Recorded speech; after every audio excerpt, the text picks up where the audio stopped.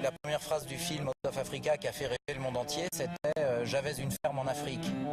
Alors entre J'avais une ferme en Afrique, qui est une phrase superbe qui fait rêver, quand on entend ça on est parti, et j'ai un zébu à Madagascar, ou j'ai deux zébus à Madagascar, rien que le fait de penser à cette phrase, vous rêvez, vous êtes à Madagascar, au milieu des zébus, de la savane, ou ici au marché d'Antsirapé.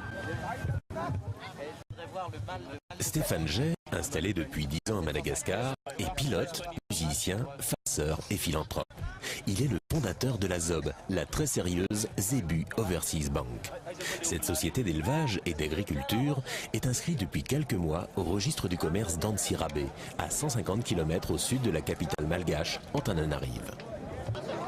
C'était un pari stupide, c'était une blague. Quelqu'un qui m'a lancé le défi de créer une société qui s'appelait ZOB. Alors c'était assez long à trouver. Et pourquoi on m'a lancé ce défi? C'est parce que j'avais fondé une compagnie aérienne qui s'appelait MFS, Madagascar Flying Service. C'était un gag idiot en fait.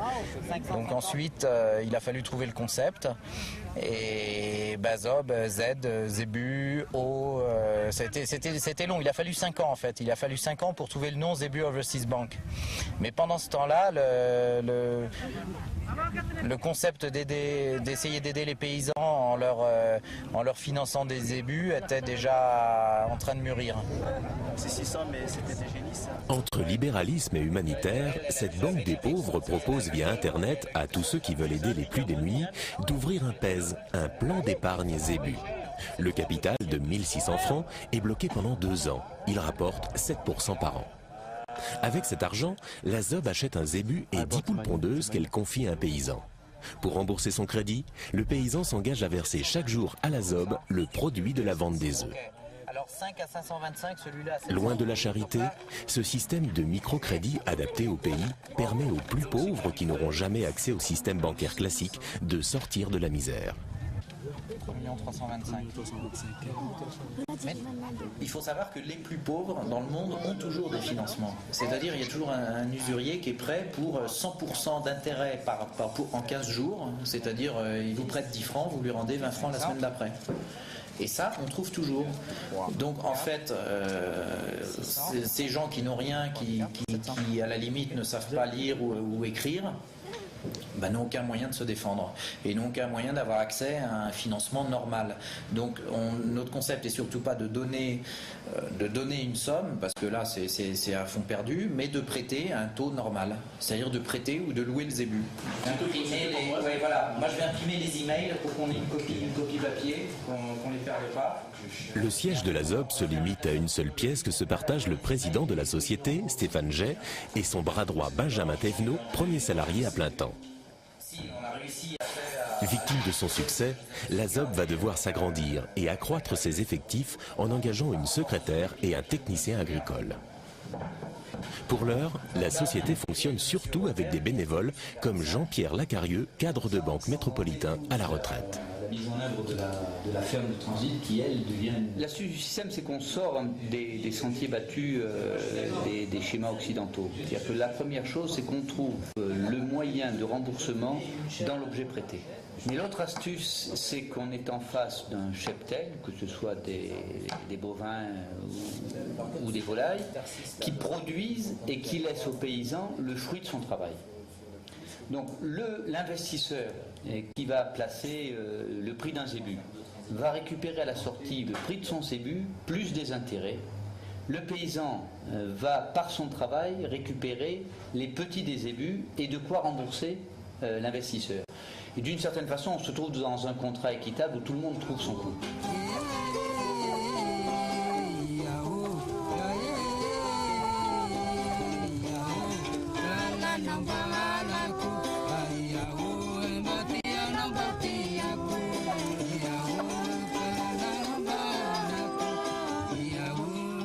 Chaque semaine, Benjamin fait la tournée des étables. Cet ancien instituteur, né sur les hauts plateaux, connaît la vie des paysans. Il est écouté et respecté par tous. Aujourd'hui, il rend visite à Sissi, l'un des tout premiers locataires de la ZOB.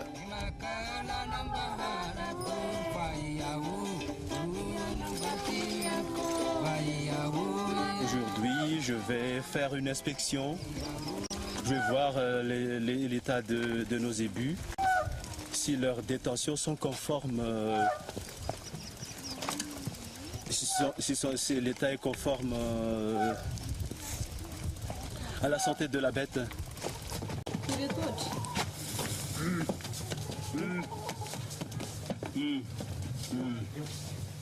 Monsieur Sissi est le locataire, celui qui gère l'azébut de Monsieur Laurier François, dont l'adresse est 3 Villa Lapi, 94 120 Fontenay-sous-Bois. Donc le nom de l'azébut c'est Belzébout. Il s'appelle Belzébout Laurier. Et en même temps on lui a octroyé 10 poules.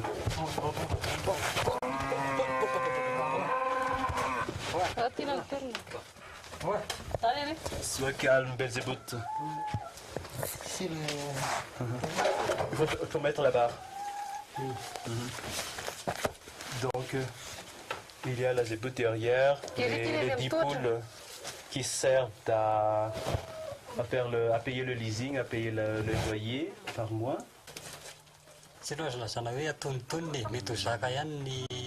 Chaque poule pond un œuf par jour, alors je n'ai pas de problème pour payer mon crédit. Je suis vraiment très heureux parce qu'avoir un zébu, c'est vital, ça a vraiment changé ma vie. Ici à Madagascar, celui qui n'a pas de zébu, eh bien tout simplement, il n'existe pas.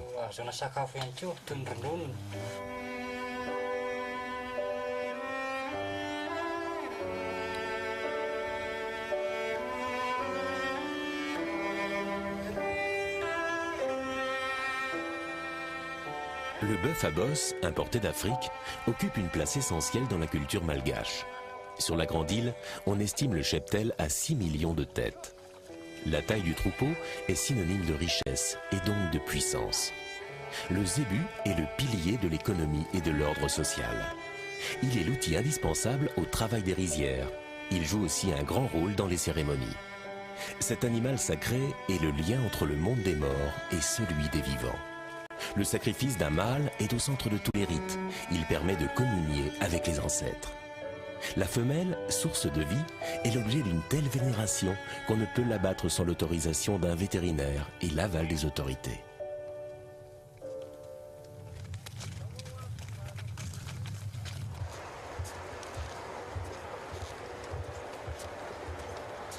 Aujourd'hui, Pani a gagné 15 000 francs, 15 francs français. Il vient de parcourir 10 km avec un chargement de bois. Ce matin, il avait déjà déplacé 1 tonne de briques pour un autre client.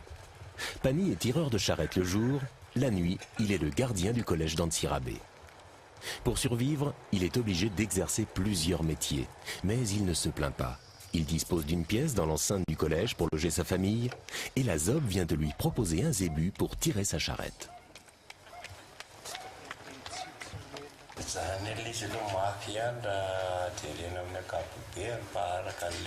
Tirer une charrette, c'est vraiment très dur.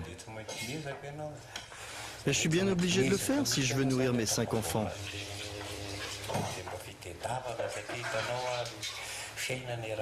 Quand la ZOB m'a proposé un zébu, j'ai cru que c'était une blague.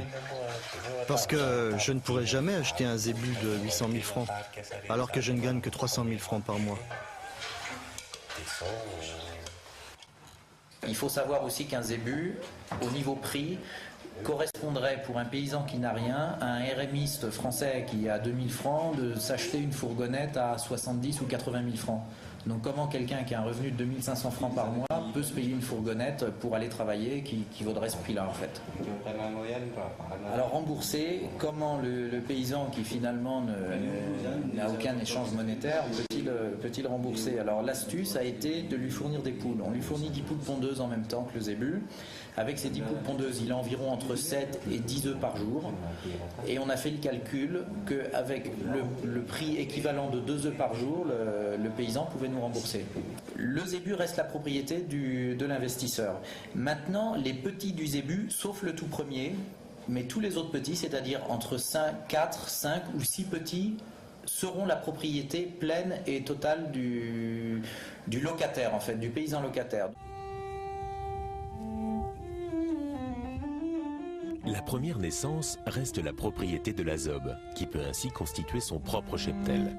Une garantie en cas de vol ou de la mort d'un zébu. Et une assurance si l'investisseur décide de récupérer sa mise.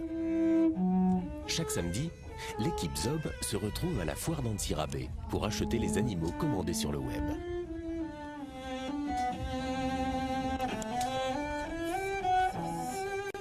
Aujourd'hui, nous avons acheté 9 zébus et en fait, on en a 80. On a 80 zébus de retard. Alors, on a un décalage complet entre le rythme Internet et le rythme paysan, en fait. Acheter un zébu prend plusieurs heures de discussion, alors que cliquer sur Internet pour une carte de crédit et envoyer la somme est très rapide. Donc, on essaye de synchroniser les deux choses, mais c'est pas évident.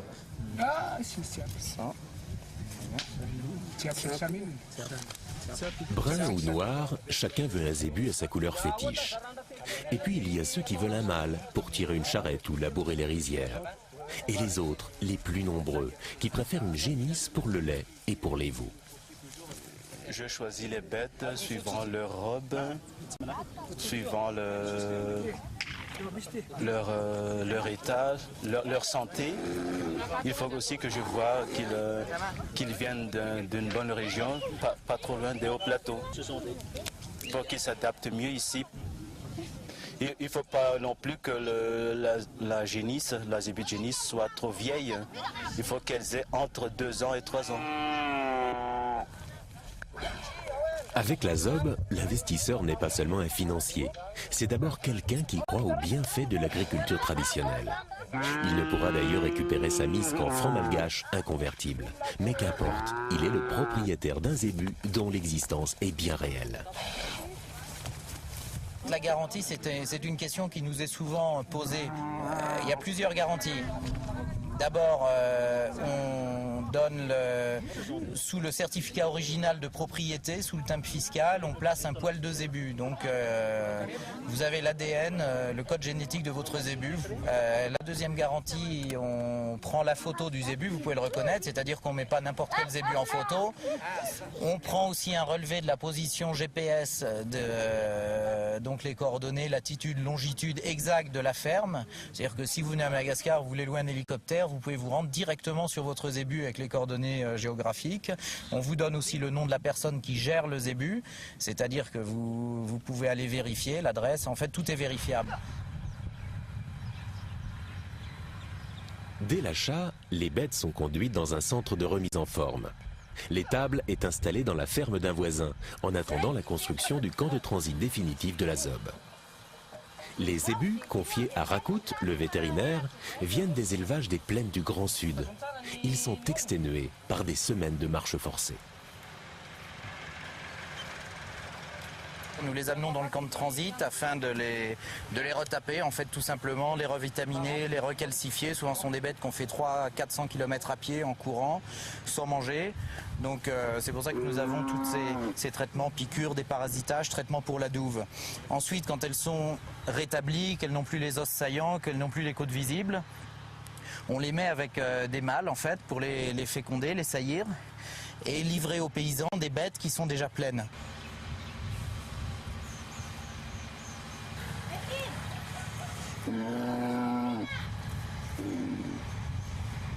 J'ai consulté d'abord, j'ai vu qu'il y a de la température et puis il y a de l'indigestion surtout.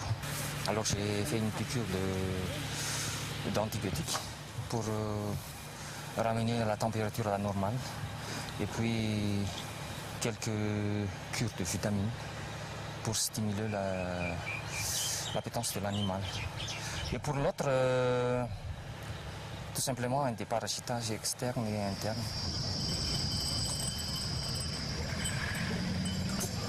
En fait, je suis un rigolo qui voulait amuser ses copains en faisant une blague bête.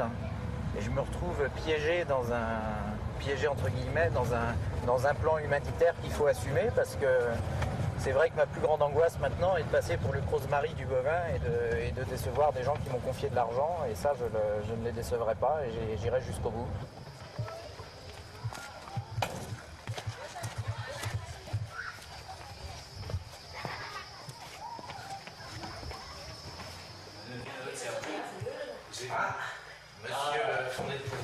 Monsieur le fondateur, vous allez bien? Ça va bien. Bonjour. Bonjour.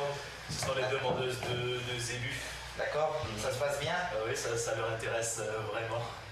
Partagés entre curiosité, méfiance et espoir, les paysans sont chaque jour plus nombreux à venir au bureau demander des renseignements.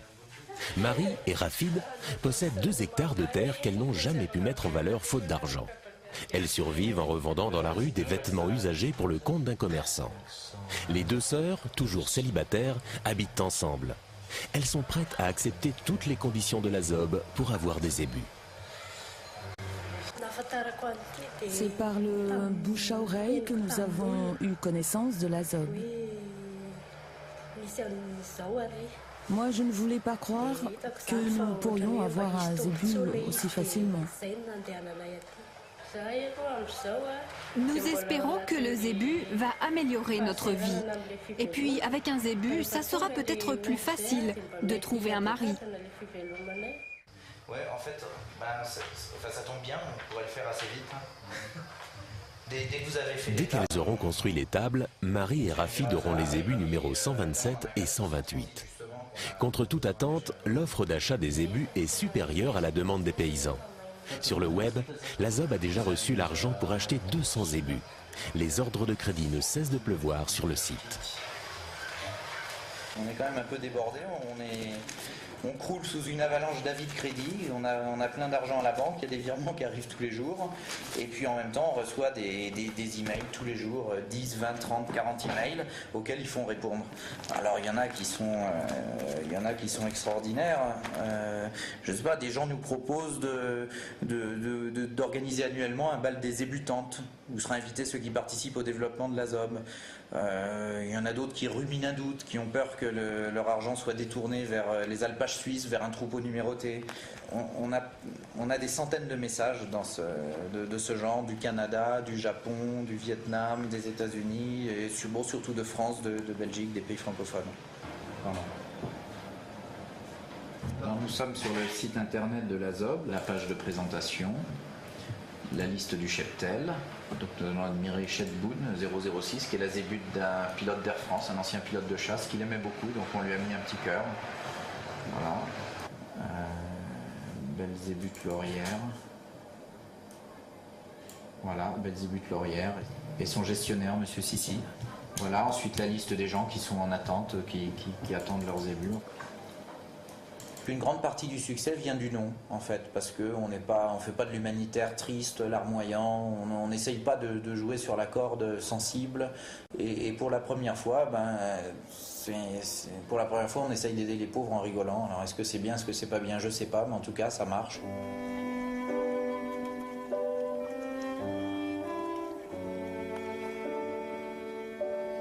Madagascar est l'un des pays les plus pauvres du globe. Pour ses 15 millions d'habitants, la vie est devenue si chère que le salaire minimum ne permet plus de nourrir sa famille. Le riz, la nourriture de base, est ici bien plus qu'un aliment. Il fait partie de l'identité malgache. Pourtant, il est souvent remplacé par le manioc. Dans ce pays où l'espérance de vie ne dépasse pas 50 ans, seule la moitié des enfants est scolarisée et 3 personnes sur 4 vivent au-dessous du seuil de pauvreté.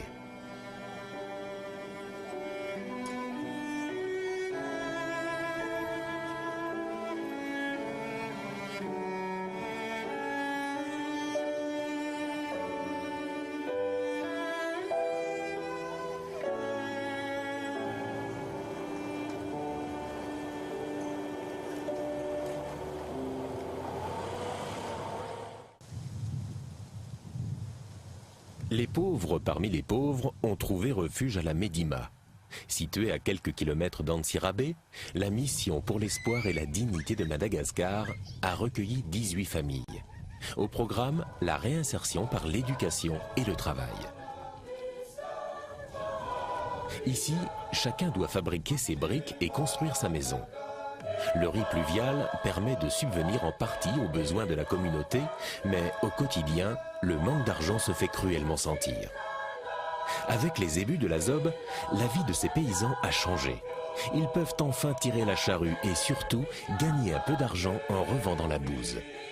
Grâce à la ZOB, cette organisation non gouvernementale dirigée par Esther a fait ses premiers pas vers l'autofinancement.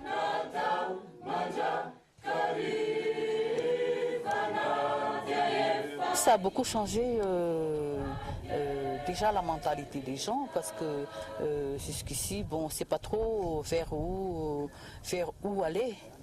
Qu'est-ce qui est tangible, qu'est-ce qui est palpable dans le cheminement de notre projet. Et c'est pour ça que le Zébu, ça peut nous donner beaucoup d'espoir. On attend les résultats d'ici quelques temps lorsque les zébus auront des petits, auront des veaux, donc le lait pour les enfants aussi surtout, qui manque de calcium ici. Chez Médima, nous avons mis une quinzaine de bêtes. Et ça, c'est quelque chose qui est intéressant d'avoir à faire une structure. Ceci dit, les contrats de chaque zébu est signé avec la personne. On n'a pas signé avec l'association, mais on responsabilise chaque personne avec son zébu, chaque famille.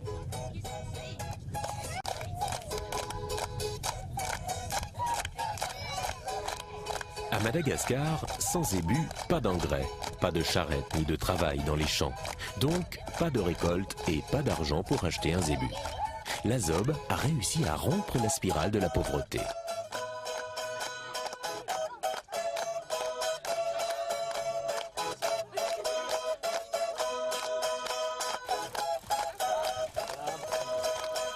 Ce matin, Benjamin est parti à l'aube. Il va rendre visite à Rafid et Marie.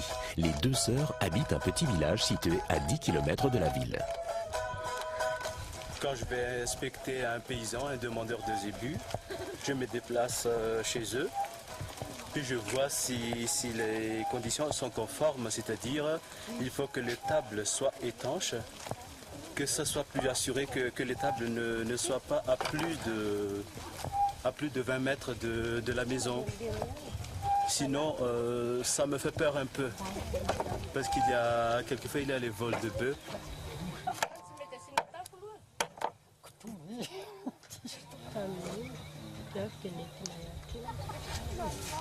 Rafid et Marie ont l'impression de vivre un véritable conte de fées. 2 jours après avoir contacté la ZOB, elles ont déjà leurs bêtes. Aucun organisme de prêt ne peut rivaliser. Même la SECAM, la Caisse d'épargne et de crédit agricole mutuelle, financée par l'Europe, exige une caution et un apport personnel.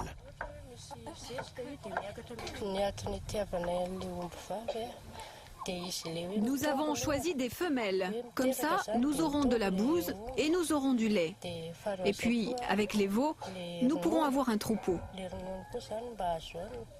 Je pense qu'elles ont satisfait aux conditions requises pour la gestion des bêtes de la Zebu Overseas Bank. Si on ne s'appelait pas la ZOB, si on s'appelait par exemple la coopérative bovine d'Antsirabe, ça ne marcherait pas.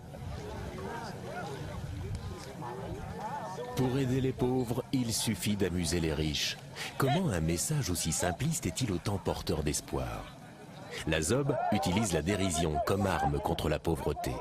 Elle bouscule l'humanitaire et la microfinance et fait rêver les pays développés. Un phénomène de société devient la première banque de la fraternité. Si on est une organisation qui aide, on est une organisation qui aide les pauvres occidentaux stressés dans les grandes capitales du Nord sous la pluie par 10 degrés. Et on les aide à arriver en fait. C'est une organisation pour aider les gens à arriver.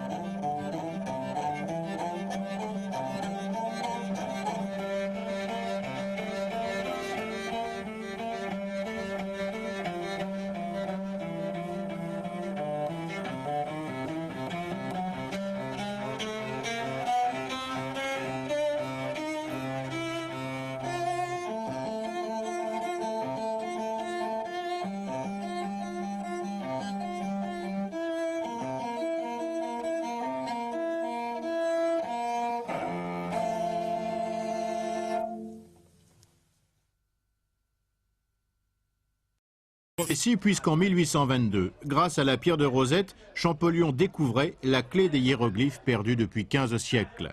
Une autre aventure commençait.